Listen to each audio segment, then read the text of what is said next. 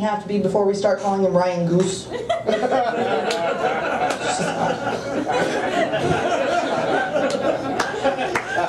So speaking of complete wastes of time,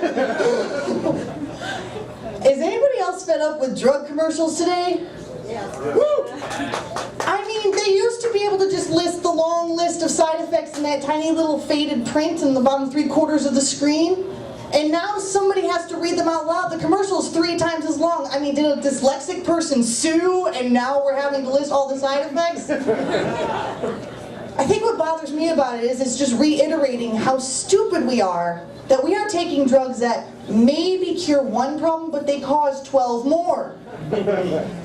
There's a particular drug out there, I won't mention Paxil by name, but it's a very popular drug. It's supposed to cure, or at least help with depression and OCD and anxiety. Yet among the gargantuous list of side effects are suicidal thoughts, mental hyperactivity, and panic attacks.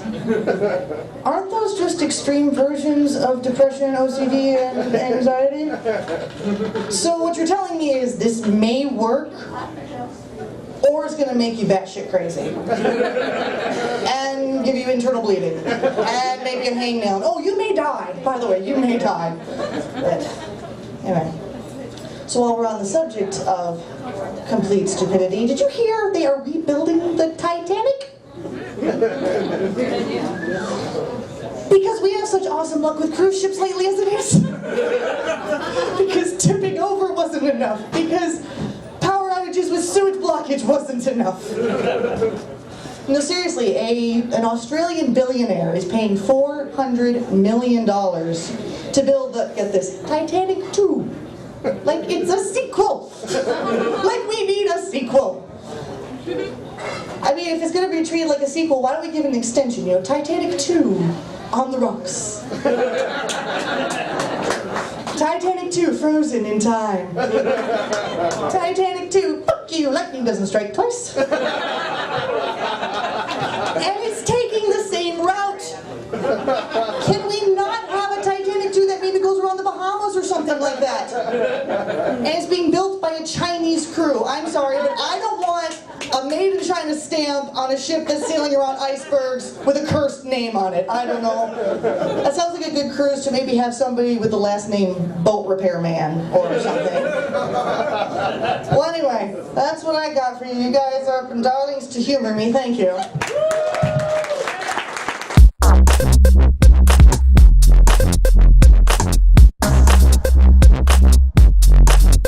I was a history major in college, and we learned that history is usually written by the winning side, always kind of written by the winning side. And I just thought about like how many speeches were actually like incorrectly like channeled through. Like if like Lincoln's up there just like 7 years ago. Fuck. Hey boy, could you come pick up these papers for me?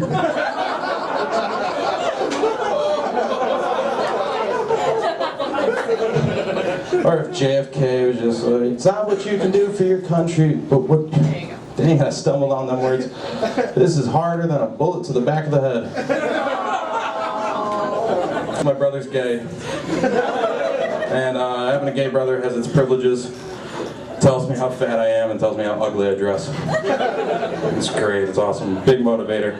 But everybody thinks that like I'm the gay one, because I'm a little bit straight and a little bit gay. And like, a lot of people try to classify people, like they call white guys that dress black wiggers, just taking like what they are plus like a derogatory term. So I guess you would just call me a saggot.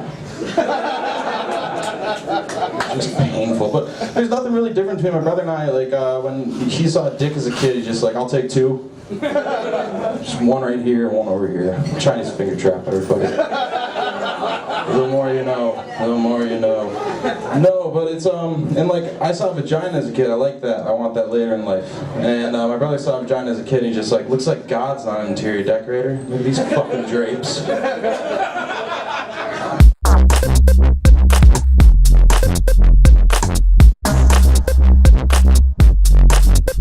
I'm on a dating site too. Where's Deb at? Funny fish. I'll be talking to you later tonight about 5:30 in the morning. You and me are gonna have some conversations. Well, actually, I did go on a couple online dating sites. This is all new to me. That's it. The only reason I got one of those sites was to get jokes for this, but now it's becoming like, oh wow, getting people to go out with me. This is really weird.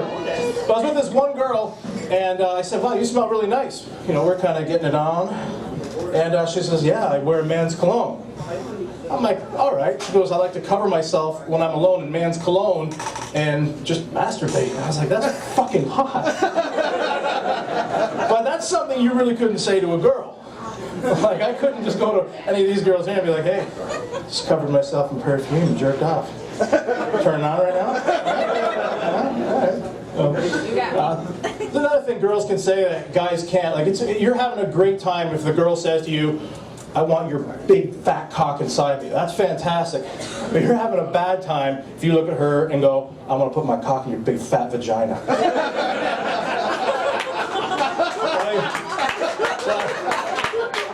Let's be honest, ladies, some of you out there have huge vaginas. I'm just saying. Like, I shouldn't have to put chalk on the end of my condom to find my way out. If sex life between you and me involves a headlamp and a caged canary for oxygen, we might want to do some Kegel exercises or something. Kegel, whatever, I don't know how to fucking spell it. Say it, spell it. So, I can say this, by the way, because I'm hung like an earlobe. All right, I can say whatever the fuck I want about your huge vaginas. If I don't shave down here, it looks like a baby's toe sticking out of a pile of leaves. So we're okay. We're okay. She's like, oh my god. Like, I never want to touch it. I know, you're not going to. Trust me. I don't date rude girls. So I did, you know, lots of people have plenty of fish jokes. I seriously went on a date with Plenty of Fish. This girl, which should be called Plenty of Pictures from the Neck Up Only. It's honestly, like, putting the camera 2 inches to your face is not going to convince me you really like the outdoors. So none of you go to the outdoors on Plenty of Fish, I promise you that. If getting out of your car to get cake, ice cream, and combos is going to the outdoors, then you're fucking out of your mind. So anyway, I banged her. I slept with her anyway. It was nice. And she, you know, she was kind of all weird about it. She was a big girl, but she wanted to play sexy charades. I was like, okay, fine. So she got naked, and she took off all of her clothes, and she goes, what am I? And I go, you're kind of a fat girl. And she goes, you're a fucking asshole. And I go, wow, I guess we're going to need a tiebreaker now, aren't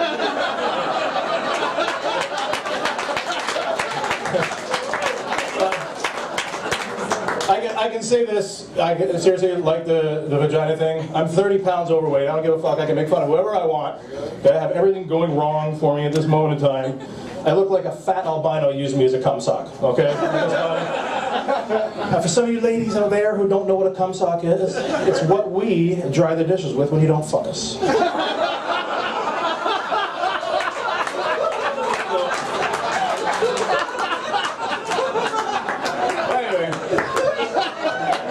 I'll just tell you guys this last one here, just so you don't think I'm an asshole all the way.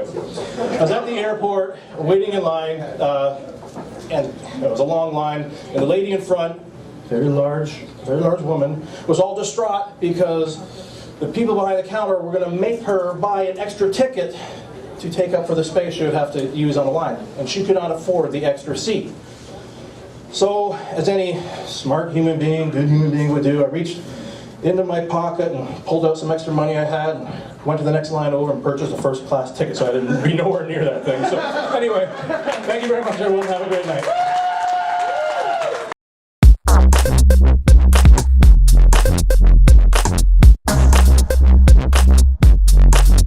Next guy up, oh, I like this guy, he's a good friend. It's Jamie Bradford, everybody.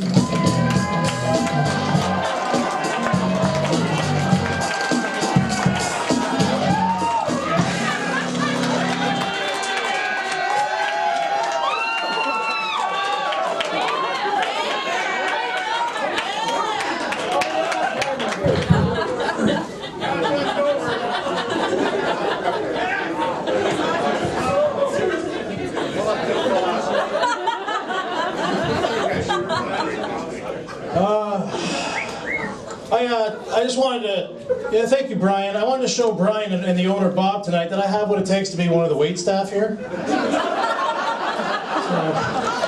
I don't know, Bob, do I have a job? No, I will not go home with you for anything under 200 bucks. So, actually, there's a true story to this this outfit, that my Halloween costume here. At work, where I work, there's actually a rumor going around that my manager actually pulled me aside and said, "We heard something. I hope you're not offended. But are you an escort?" This is a true story, I swear to God. I said, "No, but that is fucking awesome. It's the greatest rumor I've... who the fuck would want me as an escort? A woman with a fucking wet pillow fetish? I mean, I'm an escort. I have a pale, pasty spare tire right here. I look like a fucking Ford Escort more than any of them. Fucking escort. Speaking of pasties, I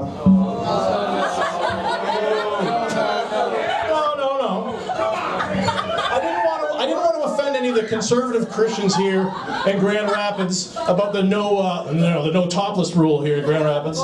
So I figured, yeah, fuck them. I got my Sunday Night Funny page.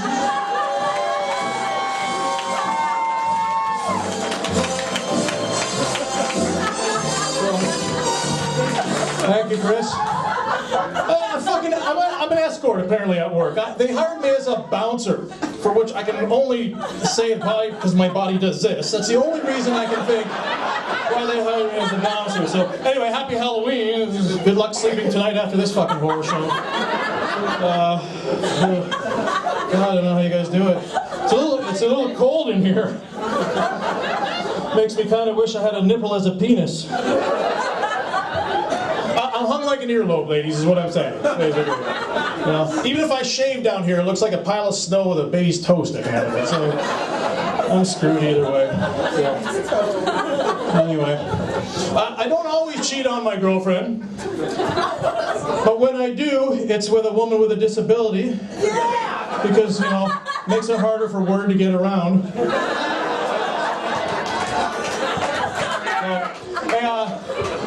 I cheated on her with this deaf-mute girl. Now, I know what you're thinking. Jamie, you're a fucking genius, you know. That way, she's not going to tell anybody that way. But that's cliche. That's cliche.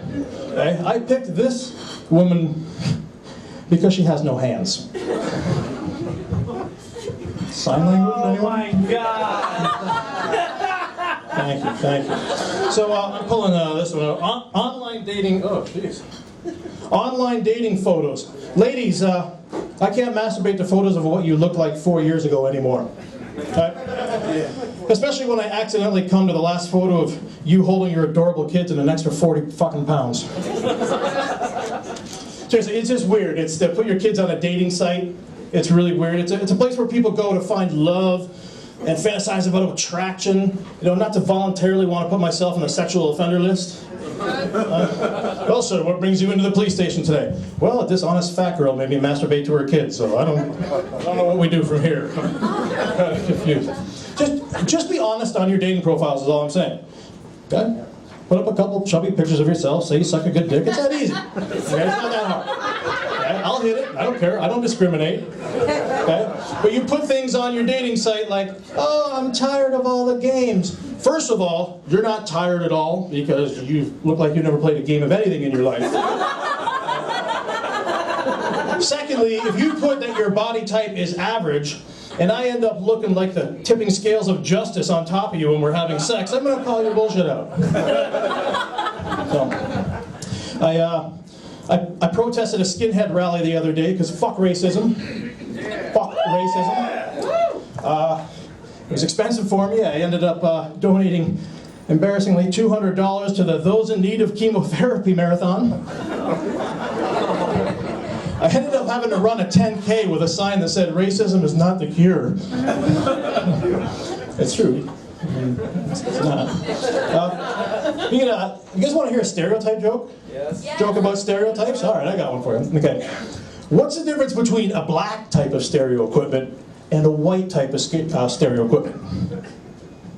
I don't know. Women are fucking stupid. Now That's called a stereotype that is not true. Okay? Women aren't stupid. Okay? And that's called a lie. See the difference? Okay. I don't believe in stereotypes. A lot of white people say some stupid shit. But if there was a zombie apocalypse, I would hope one stereotype would be true. You know, if I was ever caught in the hood during the zombie apocalypse, I'd like to think that the zombies there would be slower than the rest of the zombies because of the extra dead leg in their muscle. Oh, hey. That's fucking brilliant, by the way. My girlfriend has a Jewish cat, and I know this because I hate it. Oh, Jew jokes are funny, apparently. Wow. Okay, I see. That was mean. I really don't hate cats. But I heard this again from someone. I heard it again. That some girls actually want to be raped. And that's a disturbing thought, to know that I talk to myself that much. So I ended up dating this girl, tragically. She had bulimia. And it was traumatic for both of us because apparently the size of my dick hit too close to home for her. It was gut-wrenching. So, anyway, I'm going to leave you with a couple of these. I'm a very poor person, okay, but I still like to do my best to be a good human being. And so I sponsored this kid from Haiti with some money, sent him a letter about myself to bond, tell him about my life. So I'll just read you a copy of the letter real quick here. Dear Jeff, I know that is not your real name, but here in America, we change the names of ethnic people to show that you are equal in our eyes. I really like the dirt in your photo. I see hipsters have visited your country as well. I too am very poor. Homeless people here beat me up now. And credit card companies send me more cards than all of my friends who look like you. How many cards do you have, Jeff? I can relate to you having cholera because I can only afford to wipe my ass with my extra socks I have. We are not so different, you and me, Jeff. P.S. I will send you some extra bug spray left over from my fishing trip up north at our family cottage on the lake. Love in Christ, Jamie. Now, Jeff wrote back. And I'll finish with this, Brian. Dear demon-possessed man, even through earthquakes, disease, and famine, nothing has broken my faith and my spirit in humanity more than your horrific letter. My family tried burning your photo, but even from 2,000 miles away, your fat, shirtless body smothered our only source of heat. I have never been more depressed in my life. Please never use those frightening tiny hands to ever write me again. P.S. You used P.S. in the wrong spot. If you haven't hopefully killed yourself by the time you receive this letter, here is your money back. Go buy some toilet paper. I have also sold my shoes to give you a little extra money to buy a gun so you can end your life as quickly as possible. Yours truly with contempt, Nadej Merlande. Huh. Irony. Fucking hipsters ruin everything. Thank you very much, everybody. I appreciate it.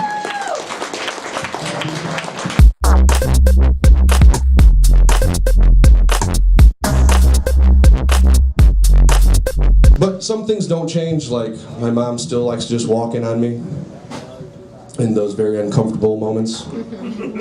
I know I'm not the only one that's had that happen, right?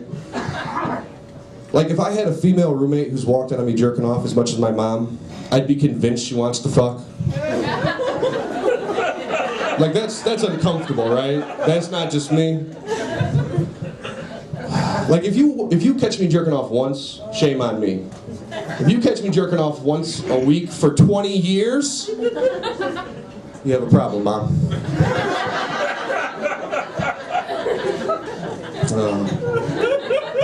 Yeah, I need a drink after that one. That's not a joke, that's my life, thank you.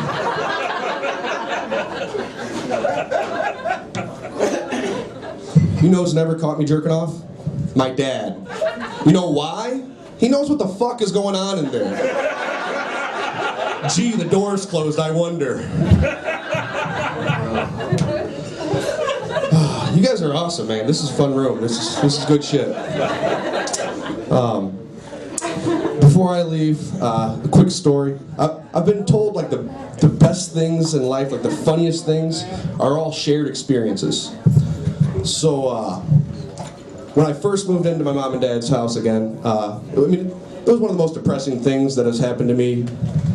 Well, since the last time I had to move home, honestly. So 2 years ago, yeah, 2 out, 2 in, 2 out, 2 in, 2 out, 2 in.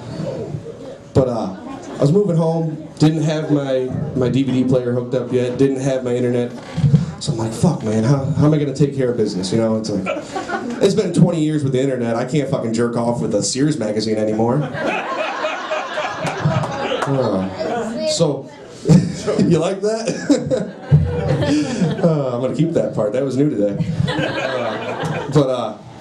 So I'm like at my mom and dad's house. Like, I know my dad still has those VHS tapes tucked away, top of the closet, back corner. You know, we all knew where they were at. So whether it was a magazine or a fucking VHS tape or one of those old spool-to-spool ones that you hold up to the fucking light. Depends how old your dad was, really. But so I'm home. I'm like, all right, I'm gonna light some candles, turn on the lights. No one's home. Take care of myself. You know, I like to go all that extra mile. And my mom walks in, right in the fucking middle. Like, it's nothing new. Just stand there like, what? You know what the fuck I'm doing. This isn't the first time we've had this moment. She's like, yeah, but this is the first time I've seen you jerking off to something me and your dad made. Thank you guys have been great.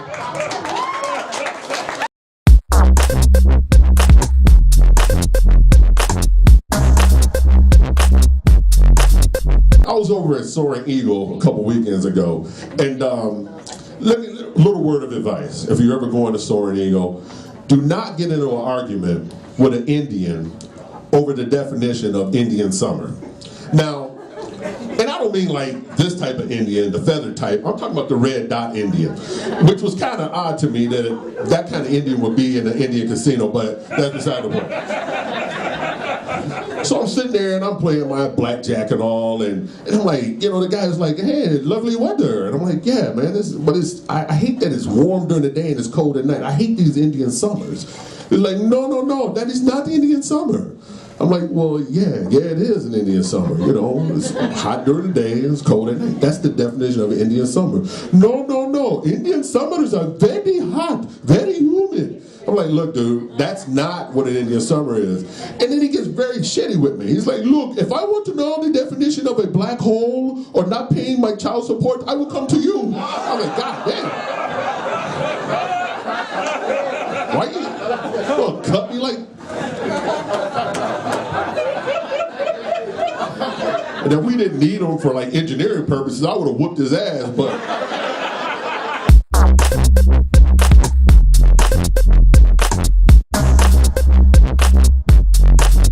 Found out recently that if you get caught driving your car drunk, you have to ride a bike everywhere. If you get caught riding your bike drunk, gotta ride the bus everywhere. And if you get caught riding the bus drunk, you're just gonna fit right in. That's just how that works. You know? It's great. I realized I entered a new level of poverty the other day while I was in the kitchen, zip-locking up the rest of the ramen noodles I couldn't finish. And that's great. Ziplocs cost more than the fucking noodles did. Alright, let's be honest. I didn't buy the Ziplocs. I got them as leftovers from my mother. Alright, you guys got me. I don't wash them. Welcome to my life. I used to have a lot of friends come up to me and tell me that all the clothes that I would wear were emo. And I didn't really get it until I saw a lot of them hang themselves in my closet. I was like, wow, this is actually very convenient. This is nice, I like this. I gotta say, unlike most other guys, it really doesn't bother me when girls take too long to get ready, because I'm just happy they haven't noticed I'm in their apartment yet. For the most part. I mean, that's the main goal. Did you guys have a fun Halloween? Yeah, it's a good time, right? You guys have fun? Everybody up front have fun? Yeah. What were you? Huh? Halloween, what were you? I was Wendy from Peter Pan. Oh, cool. Yeah. How about you? What were you? I was single. My friends got really mad at me. They were like, Jacob, you were that last year. And the year before that. And the year before that. And I was like, listen guys, it's not my fault. My mom made it.